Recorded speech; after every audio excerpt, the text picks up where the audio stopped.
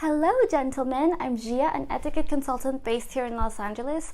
Here is how to be a gentleman on a first date.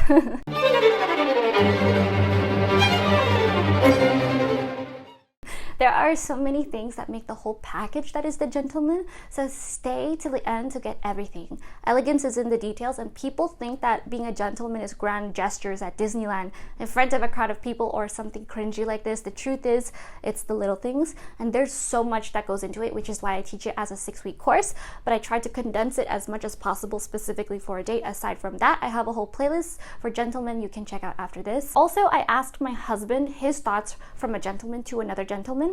And first I'll mention his ideas then mine. So number 1, don't expect anything. Number 2, when you invite the person, you pay. So invite them somewhere respectable, not too seedy or showy or expensive. This could simply be a coffee shop and you want to make them feel comfortable. I'll get into paying etiquette later on in this video. Number 3, be well groomed. So wash, cut your nails, shave. If you have facial hair and want to keep it, this is more high maintenance, and make sure you do not have a neck beard. Number 4, dress with clean and iron clothes, no creases, no stains. Number 5, you don't expect anything, but make sure your home and car is clean, just in case she wants to sit at your place and have some tea. You never know. Number 6 is to be kind and have fun. If you realize she's not for you, and still be polite and find ways to have a good time. Now for my tips. And as an etiquette consultant and a woman who has been on all sorts of dates ranging from petrifying to I will absolutely marry you. So number 1 is to have poise. Say only what you mean, not every idea that pops into your head. Don't be frantic under a stressful situation. Think James Bond. When someone is so confident that things will be fine and they don't panic, they look up to that person and respect them. So everybody respects a calm, collected person. You are unrushed, calm, and always have time. If you are panicking on the inside, don't show it. Keep a straight face and breathe. It makes your date feel calm and secure. If you want to bond hormonally with a female and make her release dopamine, make her feel secure. To bond with a man, you get him to release dopamine by making him feel at risk. Have good posture, not military straight. Yoga comfortable straight. So stretch your neck, relax your shoulders, chin down. Desperate, vulnerable people talk with their chin up. Number 2, be punctual. It's always good to be 1 hour early rather than 1 minute late. I personally say 15 minutes ahead. Consider high traffic times. If it's in a public place, you can have a look at the menu ahead of time and greet her when she enters. Also, know the general location so you can handle parking if it's in the city, or if you need to have a little bit of walking distance. It can eat up your time. This is easy with Google Maps. I have a whole video on how to be punctual linked below. Number 3, tiny detail, level 100 advanced detail. Stand up when a woman enters and stand again when she gets up to leave. So stand up also when she needs to use the water closet, and stand up when she returns to the table. Number 4, if she has a coat, help her with it, help her remove it, help her apply it. Number 5, make reservations. If you are really trying to impress someone, make reservations. You do not want to show up at a restaurant and there is a 40-minute wait. This is not necessary on the first date, but it is better for later dates if you are really interested in someone. When walking into a restaurant, also make yourself known. Don't just stand there and wait for the hostess to greet you. Come in high energy, say hello, good afternoon, good evening, make eye contact and smile. As a human being, you need to properly greet people. It's common courtesy, and a gentleman has strong, confident social skills. This is something I notice people do not do a lot, especially outside of France. So number 7, arrange to meet in a public place, but still offer to pick her up. Do not insist if she says no. And a good first date place can be coffee or lunch. This way you can build from that and go somewhere else if you're feeling the date, and you're not trapped with this person for the whole evening with expectations if you're not feeling it. So lunch is also cheaper. If it's coffee, sell the coffee. Say they have the best dark roast or cappuccino, or that it's your favorite. I think you will like it. Coffee sounds boring, especially to a high value woman who's probably getting offered lobster and champagne dinner every week with her friends alone. And this is not even counting about the dates that you will get. And I'm not saying that high value women are high maintenance. I'm saying that she probably has a very busy life and does a lot of things with her friends, with her own life, with her loved ones. Coffee isn't very alluring if she doesn't know you just yet. Unless she's very interested in you, she'll let you know. It can be bubble tea, can be smoothies, green juice, frozen yogurt, and go out for a walk. It doesn't have to be sitting down twiddling your thumbs at a candlelit table. I'll make a video for simple, fun, affordable date ideas, so subscribe and click the bell for that. I say Google the menu so that first off you know how to pronounce things and you know what to expect. You can have an idea of what you will want to eat. My husband said that if a person is high anxiety or very nervous or high strung, if there's something on the menu that they want to have but it's not available at that time, you just want to go with the flow. We compromised and said ask your server what they recommend. Next is to make a point of saying she looks gorgeous if you think she does. Look her up and down for 3 seconds and say you look lovely. Don't simply pass her by and say damn girl, you look good. I want you to take a moment and to breathe that in, because it's not common that girls truly hear a compliment. And which brings me to compliments. Don't give platitudes. Gentlemen only say what they mean. They have a word of honor. So the more specific the compliments, the better. If you notice, even with insults, this also works. The more specific it is, the more you remember it. So if someone says you are heartless and you are irresponsible, you will always remember how accurate it is. So if you say you look like Marilyn Monroe in Gentlemen Prefer Blondes, the scene where she's wearing an orange dress and everybody notices her, that's what I think of when I look at you. So don't hold back with the compliments, but also don't flatter her, because people will see right through the flattery. Next is to not arrive famished. So if you are starving on a date, you can't focus on your company. The point of a date is not to go out to eat. The point is to spend time getting to know each other. So you do not want to be shaky with brain fog and wondering when is their food gonna come. Because my dad actually told me this tip when I was very young, and he said when you go on a date, eat a little bit before. It could take a while for the food to come out and you want to actually get to know your date. So next is to not be shy about eating. I have been on dates where guys are petrified to hold their spoon and fork, or they're embarrassed because they're chewing too much,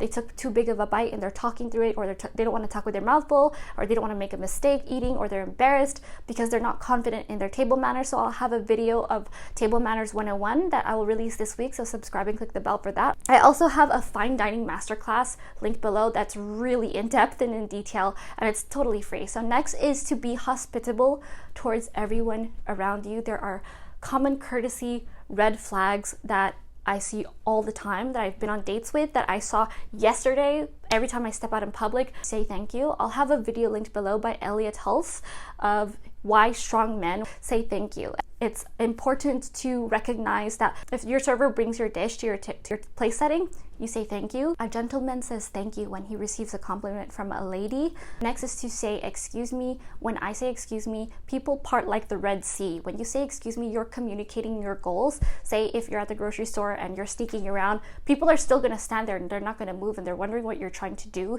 because you're not communicating. So you need to say excuse me. I see so many people who just walk in front of me and it's so rude. People will bump into you, people will step on your foot and not say excuse me or sorry.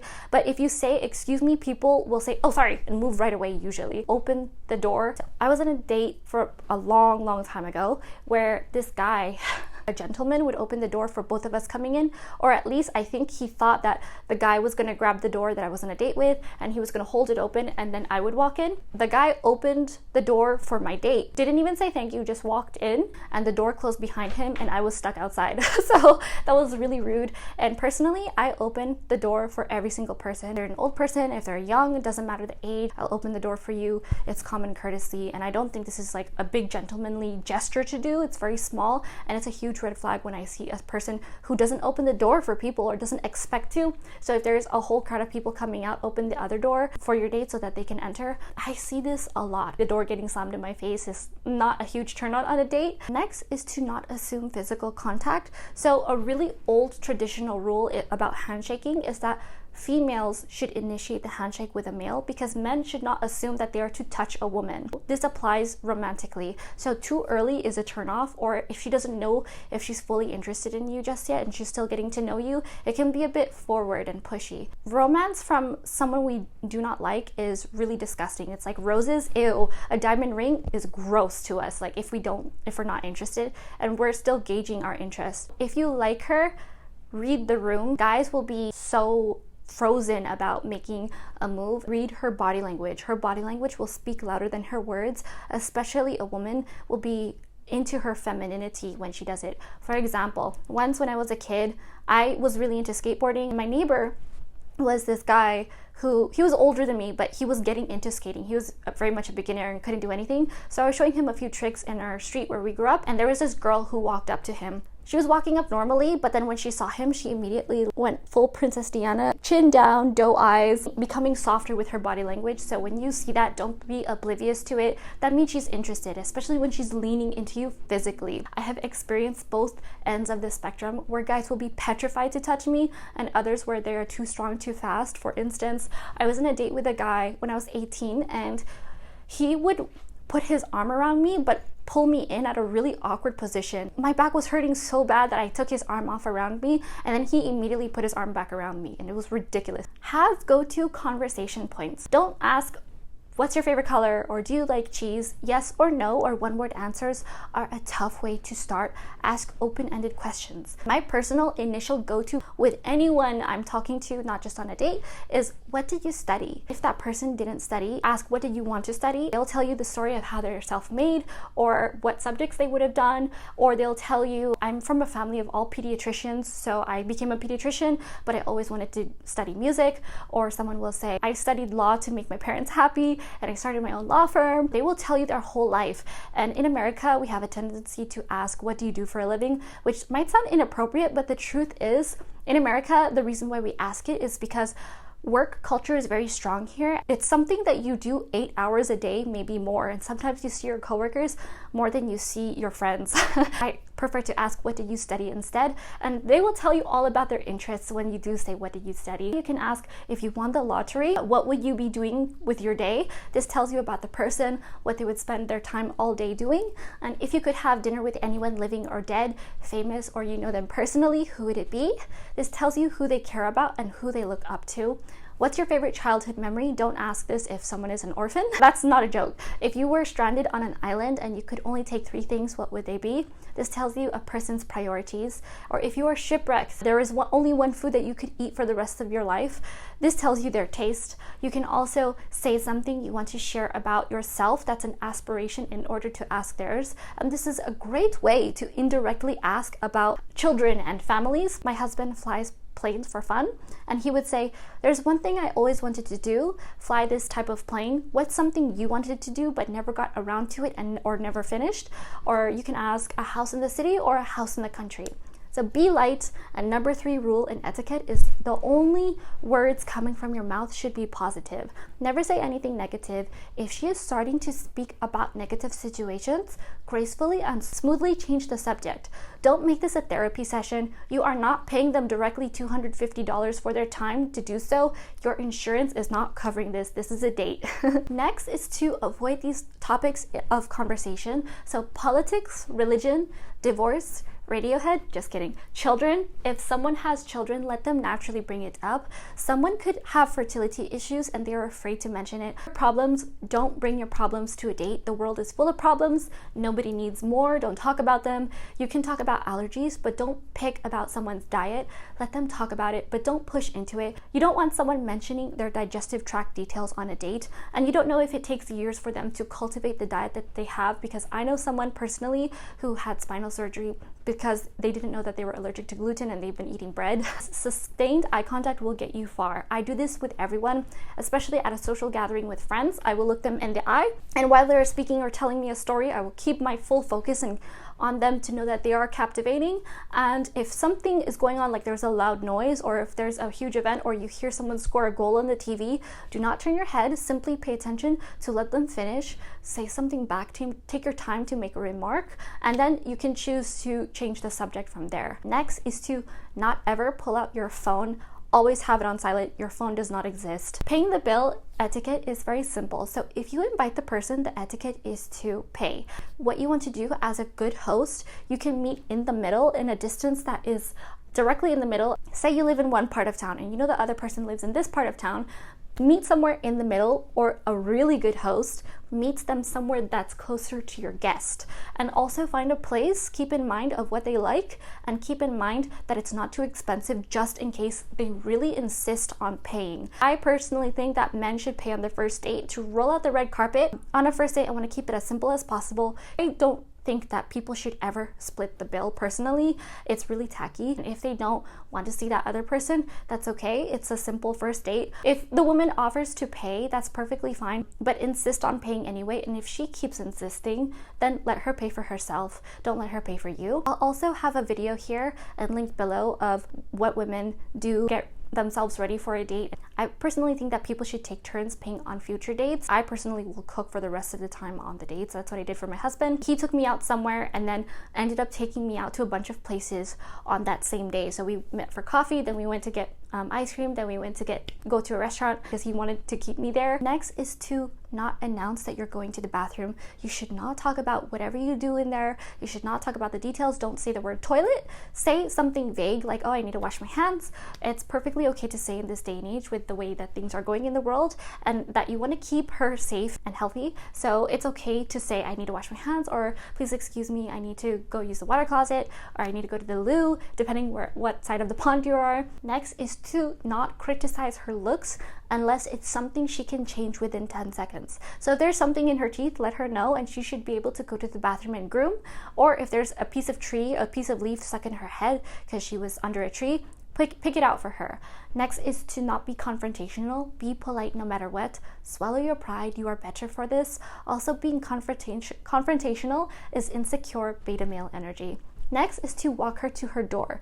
Make sure she steps inside.